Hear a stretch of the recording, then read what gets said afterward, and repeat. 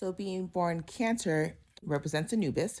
So the other people are deities in the world that they would equate to Anubis is Hades and Hermes. So if you look up Hades and Hermes, you'll get more information about what they think the other names that they use for the same type of energy.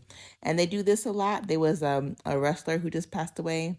He was NWO, and he would always do this because Hermes created wrestling, and they mixed Hermes with Anubis, and they made like this dog guy.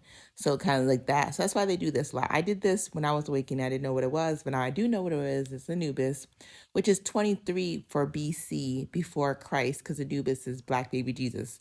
So before Christ. It's also the middle of the year is like Dante's Inferno is really hot. So it's like purgatory basically.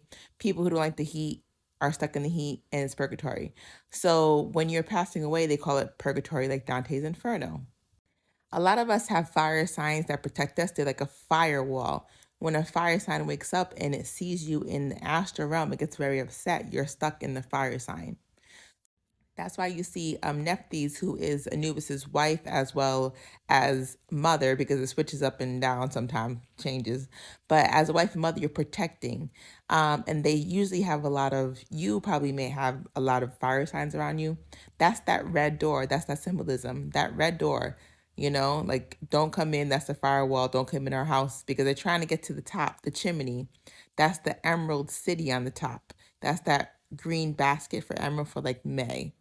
So she helped basically when her husband Set terminated the father Osiris, she helped find the body of Osiris, which is her twin's husband, to put it back together. She also helped raise Horus, which is her nephew. So she hides Horus on the top of her head in those baskets, right? And they send that basket away on the Nile River to be safe, because they were trying to look for all the firstborns, and you put a red on your door. So she hides the firstborn inside of her door, inside of her house, on top of her head like a basket. So that's what's going on. So don't put all your baskets in one egg. But this basket's pretty safe. It has a red door. It has a firewall, which is a lot of Leos protecting it. And basically, the only person that has the key would be your husband and your kids. So the only one that could come in the door would be like the son, which is also her husband and her kid.